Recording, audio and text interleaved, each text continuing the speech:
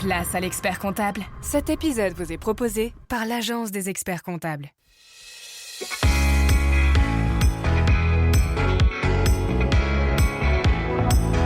Moi, mon objectif, c'est de te proposer un peu toutes les solutions qui existent et qui pourraient rentrer en ligne de compte. Et je te donne les avantages, les inconvénients, les incidences. Et après, c'est toi qui fais ton choix. Moi, je les fais travailler, tu vois, sur leurs valeurs. Donc famille, travail, et aussi j'intègre, alors ça c'est parce que moi j'ai une appétence là-dessus et je pense que c'est important, le développement personnel, travailler un peu sur ses forces et ses limites. Typiquement pour moi, faut savoir d'où l'on vient, y compris se connaître soi-même pour savoir où on veut aller.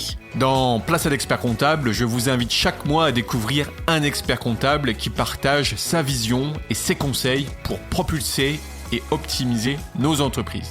Je suis Rudy Brovelli, fondateur et dirigeant de l'Agence des experts comptables, une agence de communication spécialisée auprès des experts comptables.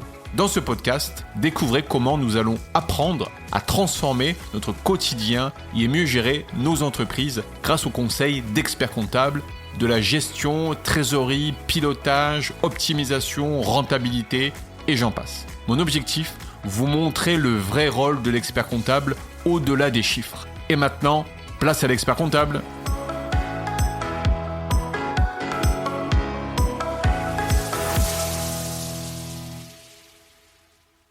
J'ai le plaisir d'accueillir ce mois-ci Marie Fayès, expert comptable et responsable qualité chez Serre France Cantal.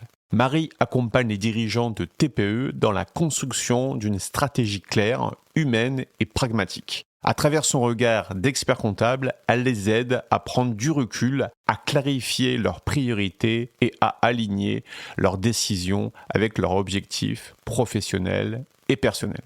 Son approche terrain, structurée et profondément humaine en fait une véritable alliée pour redonner du sens, de la cohérence et de la visibilité aux chefs d'entreprise. Écoute, Marie, merci beaucoup d'avoir accepté mon invitation. Merci de m'avoir invité surtout.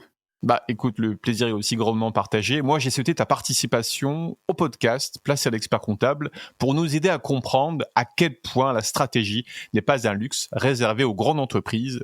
Pour une TPE, elle peut faire toute la différence. Donner un sens, clarifier les priorités, éviter l'épuisement. Et surtout, aligner ses décisions avec ses objectifs de vie professionnels et personnels. En effet, combien de dirigeants avancent à vue, enchaînent les projets sans boussole et finissent par s'essouffler. Alors qu'une stratégie bien construite, même simple, peut redonner de l'énergie, de la cohérence et de la visibilité.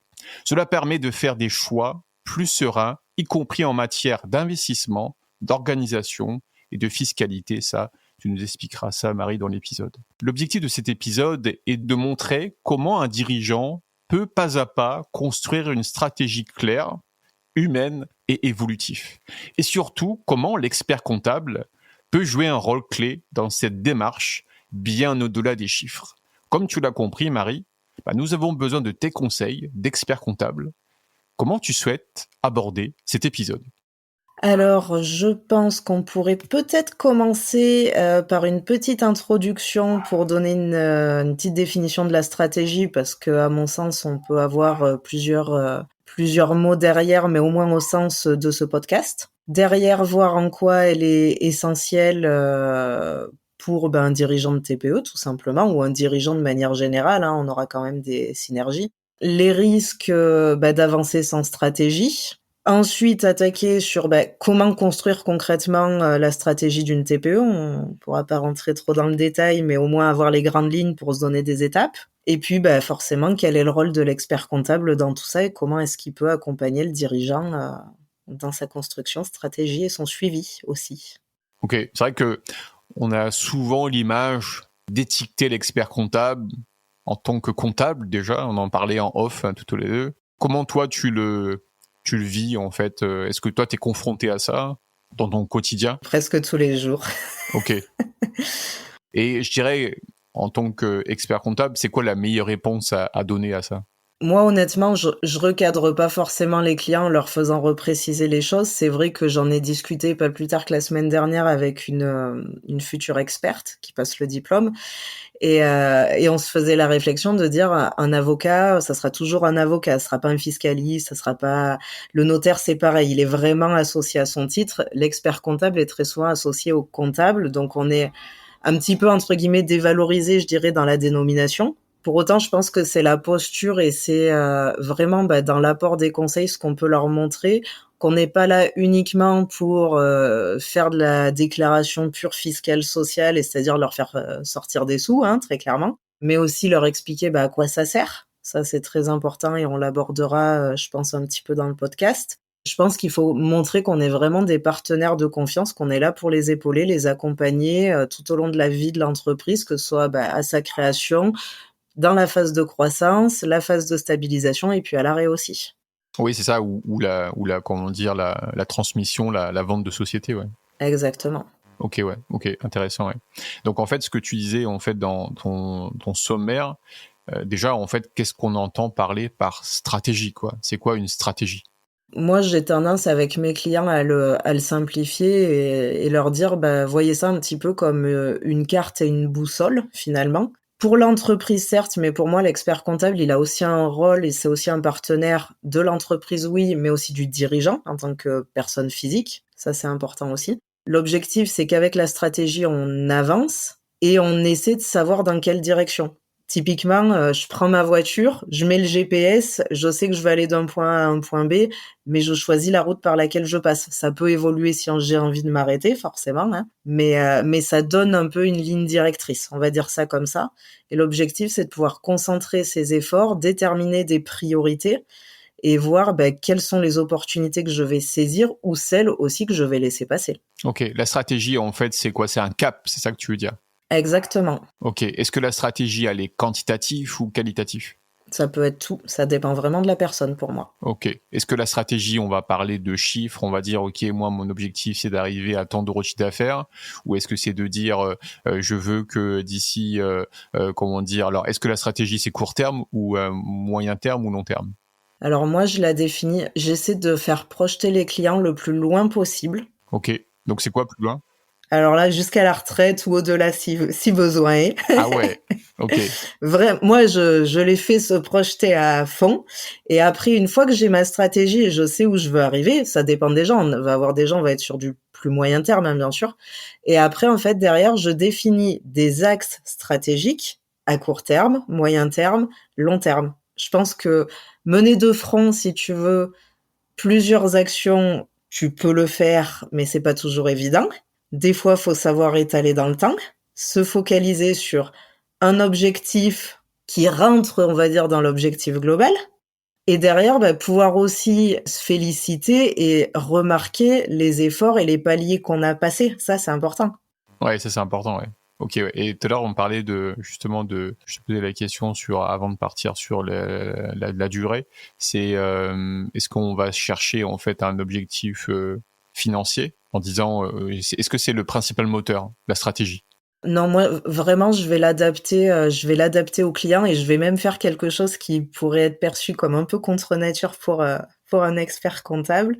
C'est-à-dire quand je fais travailler les clients, je les mets face donc à leur vision, à des objectifs, donc on va dire personnels, professionnels, mais aussi à leurs valeurs, c'est-à-dire les valeurs familiales. Et après le Covid, si tu veux, on a des clients, notamment dans le bâtiment, ils ont eu un volume d'activité énorme. Donc ça s'est senti en chiffre d'affaires, mais aussi en temps de travail. Donc moi, j'ai des clients, ils m'ont fait des semaines à 7 jours sur 7, voire 6 jours sur 7 pendant quasiment un an. Ils sont sortis de là complètement lessivés. Des taux de marge qui avaient fortement baissé parce que l'activité, les chantiers étaient pas du tout les mêmes que ceux d'avant. Avec, par exemple, dans le bâtiment, le neuf qui s'est cassé la figure, hein, complètement. Et derrière, si tu veux, donc ça c'est pas, les efforts se sont pas ressentis en résultat. Ils ont été très déçus. Et finalement, quand on a discuté ensemble, ce qu'il en est ressorti, c'est, en fait, j'ai envie de me recentrer aussi sur ma famille, ma vie de famille. C'est-à-dire, je veux travailler, je veux pouvoir me payer, avoir mon salaire à tel niveau, etc. Ok. Pour autant, je veux plus aller chercher plus pour avoir du dividende, pour avoir une rémunération au-delà de tout. Et je veux vraiment, moi, un peu me recentrer sur moi en tant qu'humain. Et donc là, moi, ces gens-là, je leur dis, c'est OK, on va essayer de mettre en place certaines actions pour redescendre un peu la pression. Ce que je leur dis aussi, c'est faire plus en temps et en chiffres, c'est bien. C'est bien, nous, les comptables, on est contents quand on voit des beaux chiffres. Pour autant, en fait, quand on repart au boulot et qu'on n'a pas coupé, si c'est dur, on fait pas forcément, on n'a pas la même productivité, la même efficacité, la même efficience. Donc en fait, on peut mettre beaucoup plus de temps sur une tâche qui est finalement 1 heure, on en passe 3. Donc c'est pas mieux en fait au final. Ouais, je vois ce que tu veux dire. On a fait un épisode avec Gaël aussi, Morad, expert comptable, sur la santé mentale du dirigeant, tu vois, la charge mentale du dirigeant. Ouais. Et c'est vrai que je te retrouve sur ça. C'est on parle souvent de chiffres. Alors après, moi, je suis dans une dynamique aussi où la croissance fait partie d'une boîte. Hein. S'il y a pas de croissance, il y a pas de boîte et il y a pas de futur, tu vois. Mais après, c'est sûr que aujourd'hui, il y a cette dynamique de vouloir aller chercher en fait cette croissance dans une dynamique. Mais après, il faut que ça reste, on va dire, propre à chacun en fait. Chacun doit se donner, voilà, parce que souvent malheureusement ce qui va se passer c'est qu'on va regarder le voisin et puis on va dire tiens, tu sais, c'est un peu l'ego est mon ennemi quoi. Ah tiens, lui il a ça, il a ci, il a ça et machin, mais en fait ne surtout pas se comparer parce qu'en fait ça c'est le pire qui peut arriver. Les parcours de chacun sont totalement différents. Est-ce que le fait tu te compares demain à un sportif de haut niveau, tout le sacrifice qu'il a fait, est-ce que tu l'aurais fait? Je crois pas. Et donc l'idée c'est vraiment en fait d'avancer comme on veut. Et donc comme tu dis en fait toi ta stratégie c'est de dire j'écoute mon client sur ce qu'il a vraiment besoin en termes pro et perso et à partir de là je vais aligner la stratégie. Mais comment tu la concrétise par rapport lui à ses souhaits? Comment toi tu la concrétises sur le terrain dans l'entreprise? Ce que je fais, si tu veux, c'est que moi, je prends le client en rendez-vous. Ce que tu as dit est très juste. En fait, je rebondis juste là-dessus.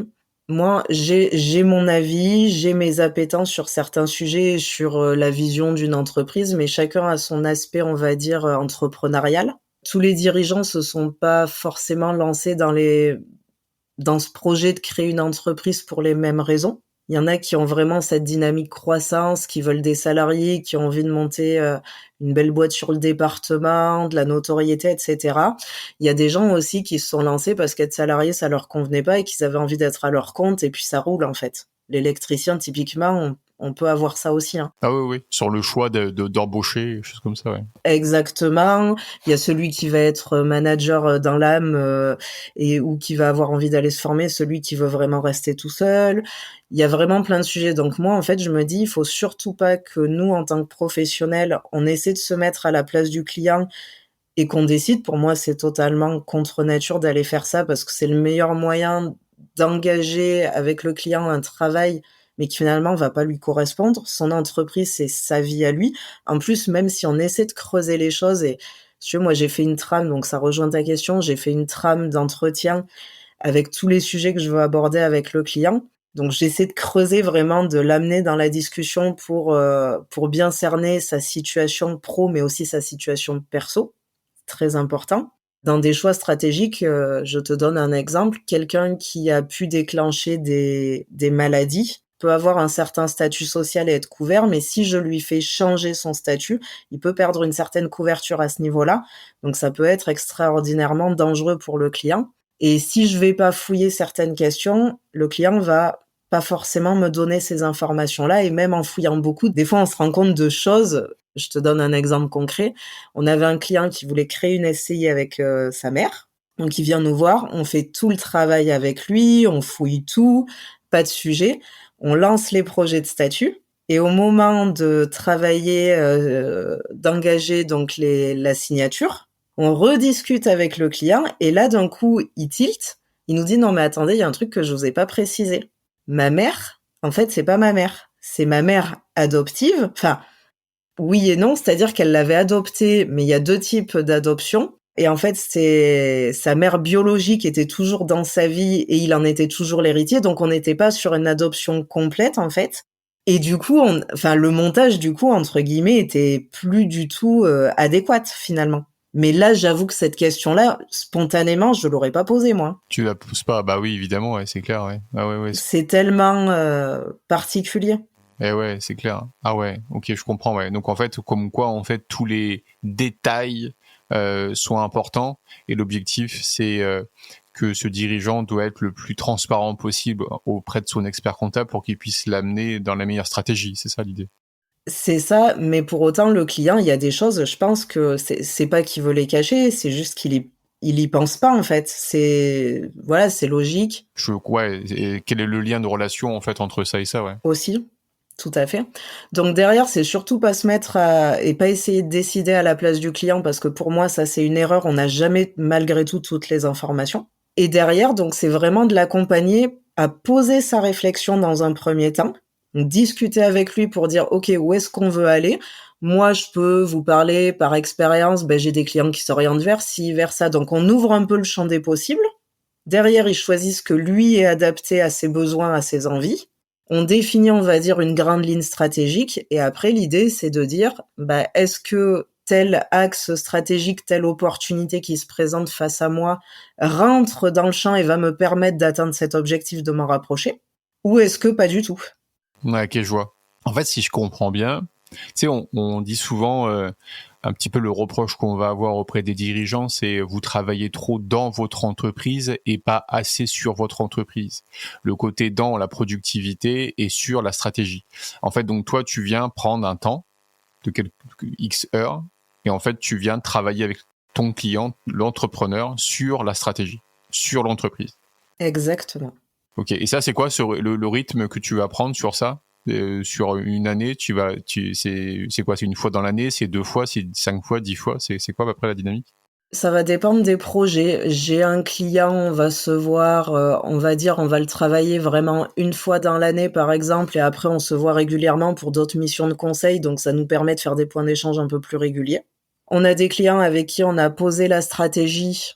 Derrière, pour l'instant, on n'a pas d'action à mettre en œuvre, pas de projet particulier, donc on a convenu que les clients revenaient quand ils avaient besoin, on va dire ça comme ça. Et on a des clients qui, pour le coup, sont pleins dedans. Et là, on peut se voir beaucoup plus que ça. Et j'ai un client l'an dernier, sur 2024, on a dû se voir peut-être 5 ou 6 fois. Ok, en fait, il y a pas de règle, c'est vraiment au cas par cas en fonction de la demande du client et des besoins, quoi. Ouais, exactement. Je pense qu'après, faut pas. C'est des choses entre guillemets, je dirais, faut vraiment faire du cas par cas et voir en fonction des besoins et pas forcément partir entre guillemets sur des forfaits. On a des clients qui vont le gérer très bien entre guillemets tout seul une fois que les choses sont posées et qui vont appeler quand ils auront besoin. Et le client là dont je te parlais que j'ai vu pas mal de fois, en fait lui il m'a appelé, il m'a dit Marie, en fait faut qu'on se voit en rendez-vous. Mais juste pour au moins poser les choses, voir où en sont les projets, voir pour les faire avancer parce que je n'arrive pas à me poser moi tout seul, en fait, Il a besoin d'un cadre. pour faire avancer les choses. Donc on a fait des points. C'était pas sur la stratégie là en elle-même, la stratégie était posée, on va dire. Mais sur certains projets pour faire avancer, se rapprocher de sa stratégie, il n'arrivait pas à en sortir, donc on a mis en place des points réguliers. Ok, ouais. Est-ce que tu te sens comme un business coach? Le terme, il te parle ou pas? Ouais, il peut me parler, ça en fait un peu partie, hein, je pense. Oui, oui. Après, le dirigeant, de toute façon, c'est ça aussi qu'on retrouve souvent.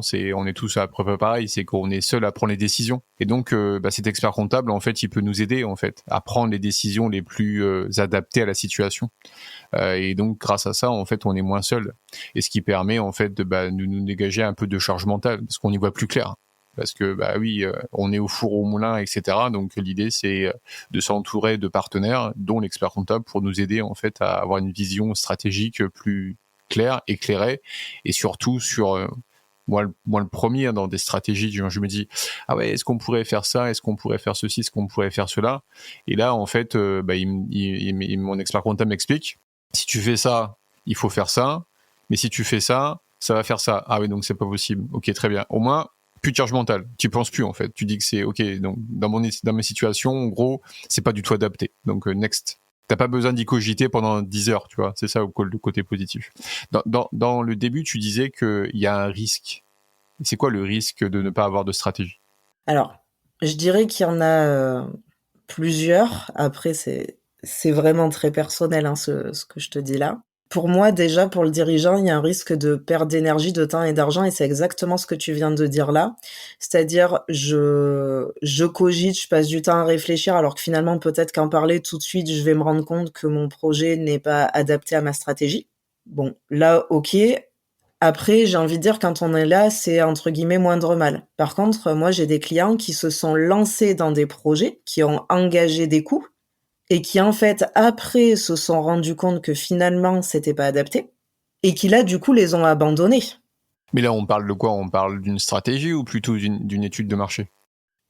Alors, j'ai des clients par exemple qui se lancent dans des projets. On a eu beaucoup, nous sur le département de projets photovoltaïques. Tu vois? J'investis dans une centrale. Derrière, bon, au-delà du coût de l'emprunt, c'est comment est-ce que je monte ma centrale? Puisqu'on a beaucoup d'agriculteurs qui ont fait ça. Donc est-ce que je le mets dans ma structure agricole? Est-ce que je le mets dans une structure à part? Est-ce que c'est de l'entreprise individuelle ou de la société? Et je me lance et je suis partie un peu entre guillemets «billes en tête» et moi la première question que je pose à mes clients lors de ce rendez-vous, on reprend, si tu veux, on reprend un peu les données, l'étude et cetera. On pose les choses et le contexte, on va dire ça comme ça. Le contexte pour moi est très important. Et derrière, la première question que je leur pose, c'est: «OK, et alors quel est l'objectif? Pourquoi est-ce que vous faites ce projet?» Et alors là, en général, c'est le gros blanc. Ah ouais? Ouais, franchement, j'en ai beaucoup. En fait, j'ai des clients qui m'ont dit: «Bon, parce que, on a entendu dire que c'était un bon investissement». OK. Il y en a, on nous a dit que et alors, mon préféré, c'est, on connaît quelqu'un qui l'a fait, il paraît que c'est génial, quoi. Mais ça, tu l'as régulièrement, hein. Donc pourquoi pas? J'ai un client aussi, pour te donner peut-être un exemple plus concret qui va jusqu'au bout. Un paysagiste qui s'est dit: «Tiens, je vais investir, dans un appartement, dans une grande ville, ça servira pour plus tard. Je vais faire une SCI». Donc moi, j'ai un mail de la notaire me disant: «Madame Faliès, j'ai reçu tel client, pour créer, une SCI. Merci de me donner les options fiscales». Des informations, ouais. OK, moi je ne suis pas du tout au courant du projet. Excellent. Je dis: «Bon», j'appelle les clients, je dis: «Bon, écoutez, là, je suis désolée, faut qu'on se voit, quoi, en fait». Donc les clients pas super contents parce que honnêtement, là, pour le coup, ils avaient l'impression que j'allais leur faire une lettre de mission, que j'allais leur facturer juste pour le plaisir, quoi. J'ai dit: «Non, non, venez, vous allez voir, on va discuter». Et en fait, au cours du rendez-vous, donc je leur explique les différents régimes fiscaux, je leur explique les implications, les incidences.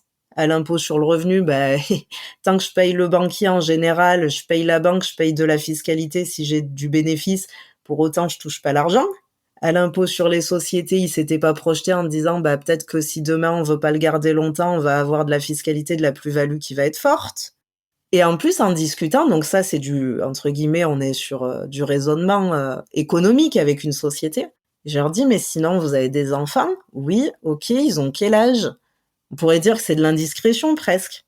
Mais on a la fille, elle va avoir 17 ans. OK, elle veut faire quoi?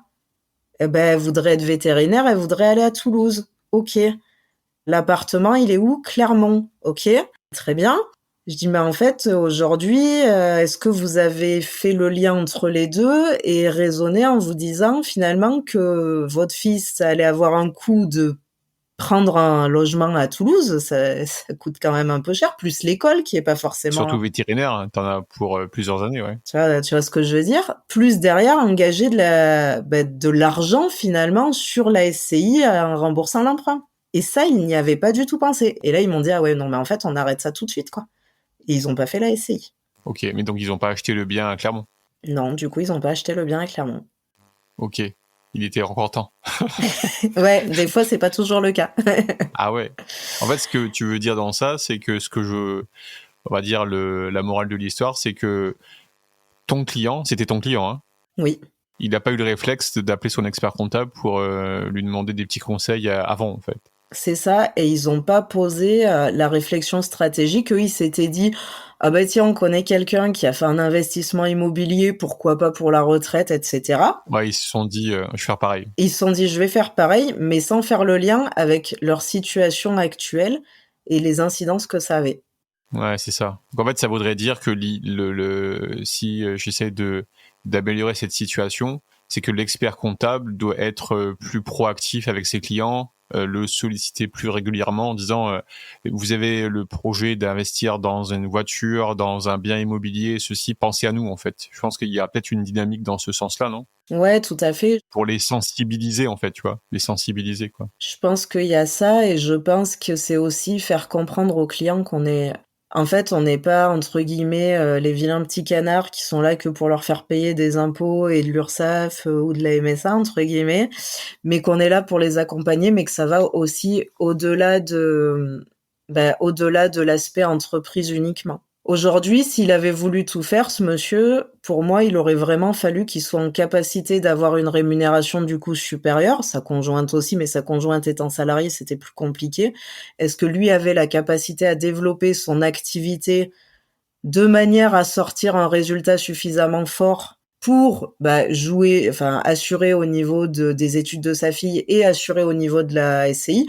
Pourquoi pas? Tu vois, ça c'est une stratégie pour moi. Ouais, ouais. Mais alors une stratégie qui des fois est limitée par ton marché, hein. Mais en tout cas, tu peux essayer d'aller tendre vers ça. Si il voulait pas le faire ou qu'il pouvait pas le faire, tout de suite, on était plus limité. Eh oui, je comprends, ouais.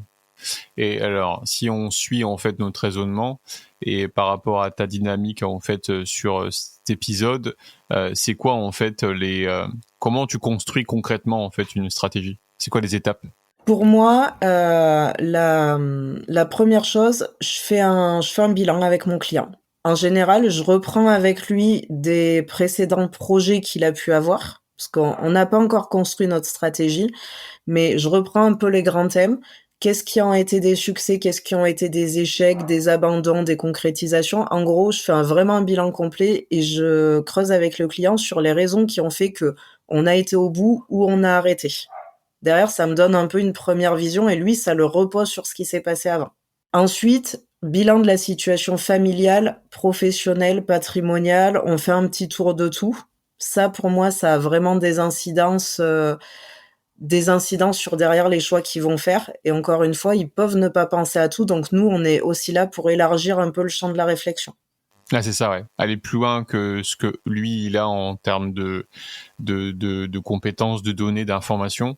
Toi, tu vas utiliser en fait tout ton savoir-faire pour faire un point en disant ok, par rapport à comme mon exemple avec mon expert comptable, hein. Ok, si tu fais ça, tu vas arriver à ça et ça, donc par rapport à ta situation, je pense que c'est pas la meilleure des solutions en fait. Exactement. Et puis nous, ça nous aide aussi parce que souvent on est sollicité pour, on va dire, imaginer des montages, proposer des choses. Des fois, on a des clients qui arrivent en nous disant je veux faire ça. Ok, mais peut-être que c'est pas la meilleure option pour toi. Donc moi, mon objectif, c'est de te proposer un peu toutes les solutions qui existent et qui pourraient rentrer en ligne de compte. Et je te donne les avantages, les inconvénients, les incidences. Et après, c'est toi qui fais ton choix. Ok, ouais. Ça, c'est important. Je pense que le dirigeant doit prendre la décision finale. Non pas que l'expert comptable doit lui imposer. Je pense que ça arrive très rarement. Mais je pense que le dirigeant, justement, doit être dans cette dynamique de dire, OK, par rapport à toutes ces propositions, je vais opter pour même si on peut pousser en disant, celle-ci m'a l'air la plus intéressante. Mais voilà, l'idée, c'est vraiment de l'aider dans sa prise de décision au quotidien. Ouais. OK, je comprends, ouais. Après, moi, je les fais travailler, tu vois, sur leurs valeurs. Donc, famille, travail, et aussi j'intègre, alors ça, c'est parce que moi, j'ai une appétence là-dessus et je pense que c'est important, le développement personnel. Travailler un peu sur ses forces et ses limites, si tu veux. Parce que je pense que derrière, en fonction de ce travail-là, c'est pas forcément de lui faire moi, je suis pas coach personnel, je vais pas le faire travailler forcément là-dessus. Par contre, je vais lui donner des outils que je vais intégrer dans mon compte rendu en lui disant, voilà, aujourd'hui, il existe 24 forces de caractère, par exemple. Si vous avez envie, vous pouvez travailler et aller sélectionner un peu les principales pour vous et faire le lien, en fait, derrière avec votre entreprise et là où vous voulez aller. C'est-à-dire, typiquement, pour moi, faut savoir d'où l'on vient, y compris se connaître soi-même pour savoir où on veut aller. Et à partir de tous ces éléments-là, derrière, c'est quel est ton objectif global et après, quels sont les axes de travail qu'on peut mettre en place pour l'atteindre. Des fois, c'est le projet, l'opportunité qui se présente, est-ce qu'on y va, est-ce qu'on n'y va pas. Et des fois, c'est on discute ensemble, ok, si je veux arriver là, qu'est-ce que je pourrais faire et on réfléchit ensemble à différentes actions qu'on pourrait mettre en place pour aller plus loin. Ouais. C'est vrai que les dirigeants, en fait, ils ont pas l'habitude de voir l'expert comptable à cette place-là, en termes d'organisation, de management, tu vois, tout ça. Donc je pense qu'il y a un devoir et un travail à faire de la profession pour les sensibiliser. Tu vois, je me faisais des petites notes tout à l'heure, mais je pense qu'il y a des petits mails comme ça qui peuvent être intéressants à envoyer 1 ou 2 fois dans l'année aux clients. Pensez qu'on peut vous aider sur ci, qu'on peut vous aider sur ça, pour montrer en fait que on s'arrête pas que en fait à votre comptabilité, quoi. C'est ça l'idée en fait, d'aider en fait, de communiquer de manière proactive, pas au cas par cas pour l'instant, mais une manière vraiment disant voilà, sachez que s'il y a un projet X, Y, Z, on est là pour vous aider, mais soit en amont ou soit en aval en fait des chiffres, quoi. Parce que c'est la force que vous avez aussi, c'est que vous savez faire parler les chiffres. Et donc, grâce aux chiffres, on peut aller beaucoup plus loin, quoi. C'est ça. Et tout est lié, c'est-à-dire que moi, pour accompagner le client et savoir comment il fonctionne, enfin toi, ça doit être pareil en tant que dirigeant pour le coup, il faut des chiffres solides pour savoir où on en est, le passé, et derrière travailler dessus avec une certaine fiabilité pour aller monter les projets futurs. Est-ce que je suis en phase de croissance? Est-ce que je veux embaucher? Est-ce que je veux investir, etc. Ça fait partie des sujets. Est-ce que je peux m'augmenter? Ça peut être un sujet aussi. Et je pense qu'en plus, ce travail, tu vois, sur la stratégie, l'expérience que j'en ai avec mes clients, j'en ai rencontré beaucoup où on faisait pas ce travail-là et où finalement j'ai des clients qui peuvent parfois être très frustrés, je le comprends, parce que il y a une pression fiscale et sociale, encore une fois, qui est très importante pour eux.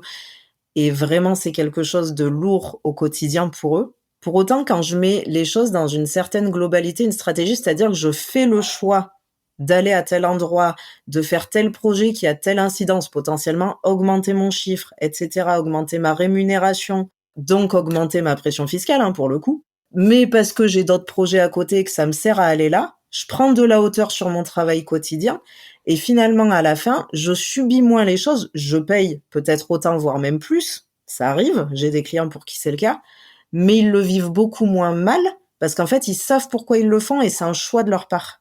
Et du coup, tu n'abordes plus du tout ton quotidien de la même façon. De la même manière, ouais. Oui, oui. Parce que ça a été validé par le dirigeant et il comprend comment dire, les étapes qui lui ont amené à faire ça, en fait. C'est lui qui choisit. Et c'est pas, en fait, finalement, là, ta remise des comptes, tu fais un bilan sur ce qui s'est passé, mais tu ne fais qu'acter des choses, entre guillemets.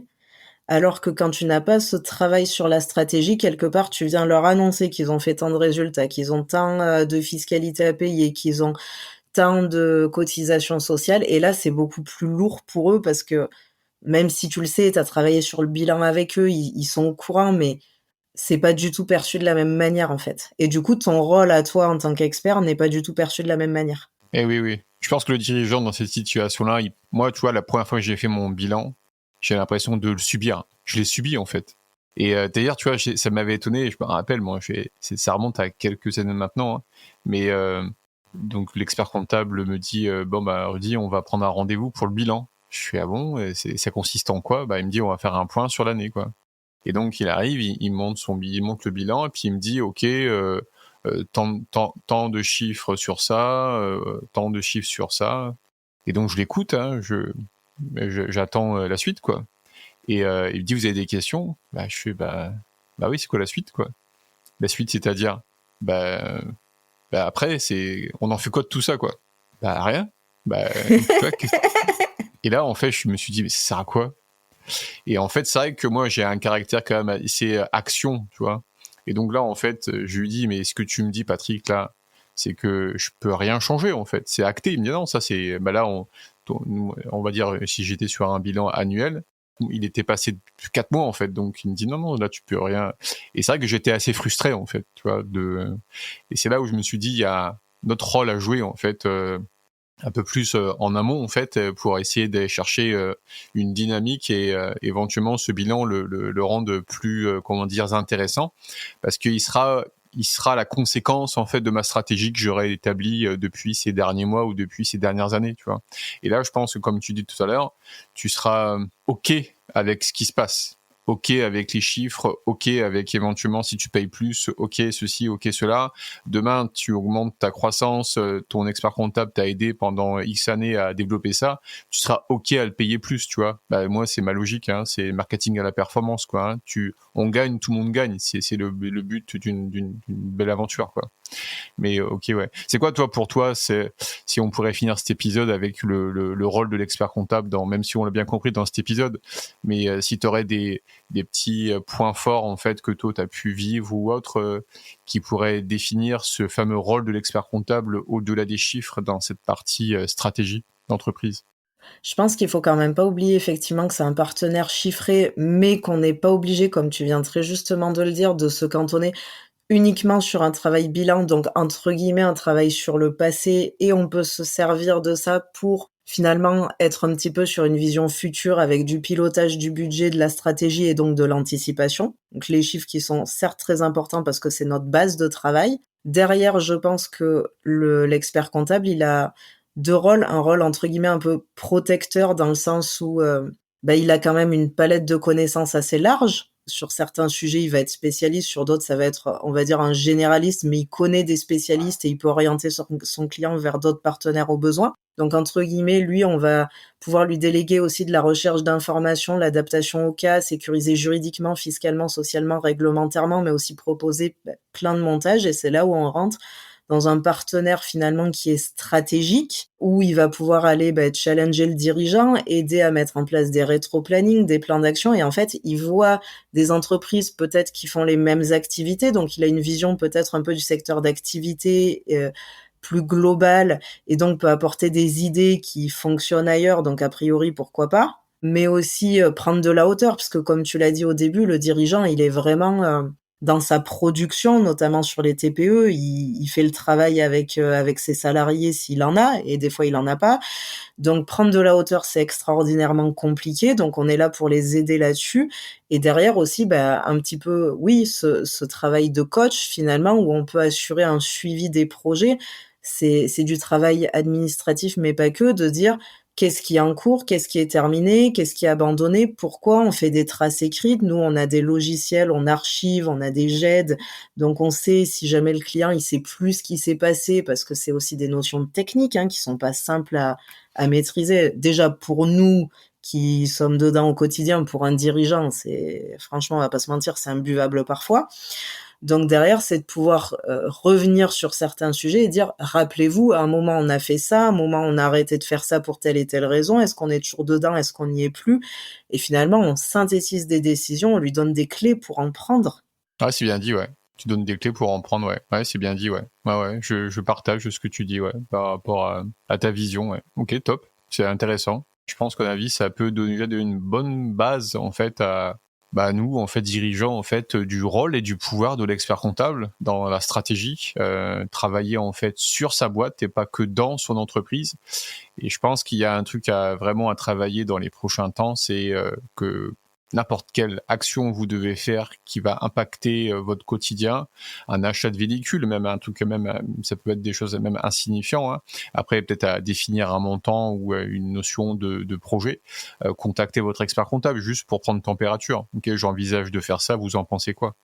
C'est pas parce que en fait vous allez le solliciter que ça va vous coûter un bras. Hein. En général, c'est vraiment déjà du conseil de savoir si c'est bon en fait d'y aller ou pas. Et après lui pourra vous aider en fait plus loin dans le projet quoi. Ok, top. Et si tu aurais le mot de la fin, ça serait lequel? Je dirais que la stratégie, si tu veux, pour moi, c'est pas un luxe entre guillemets qui est réservé aux grandes entreprises. Pour moi, c'est ce qui permet à chaque dirigeant de vraiment donner du sens, parfois à son travail, parce que quand le quotidien passe, on peut un petit peu perdre ce sens. Faire des choix qui sont alignés avec lui, construire l'avenir qu'il souhaite, des fois c'est pour lui uniquement, des fois c'est pour ses salariés, son entreprise.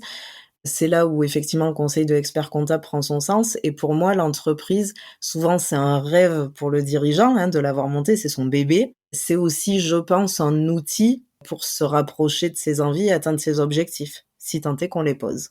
Donc si on résumerait cet épisode en 5 points, je dirais que premièrement, la stratégie est essentielle aussi pour les TPE. Deuxième point, sans cap, on perd du temps, de l'énergie et de l'argent. Troisième point, La bonne stratégie prend en compte la vie pro et perso du dirigeant, comme tu le citais, Marie, dans cet épisode. 4e point, l'expert comptable est un partenaire stratégique, pas juste un comptable. Et dernier point, une stratégie claire réduit la charge mentale du dirigeant. Top. Merci beaucoup Marie pour tes conseils et je pense qu'il y a une bonne base de réflexion et d'inspiration pour donner envie à nous dirigeants en fait de s'améliorer dans notre quotidien d'entrepreneur. Merci. Merci beaucoup à toi. Bye bye. Pour aller plus loin, faites-vous accompagner par un expert comptable. Cet épisode vous a plu ? Partagez-le autour de vous et mettez 5 étoiles pour aider d'autres entrepreneurs à faire décoller leur business. Quant à moi, j'aurai le plaisir d'accueillir le mois prochain Guillaume Domo-Yerima, expert comptable. Il nous donnera ses conseils et astuces pour réussir la vente ou le rachat d'une entreprise. Si cet épisode vous intéresse, je vous donne rendez-vous le mois prochain. En attendant, prenez soin de votre entreprise. Bye bye.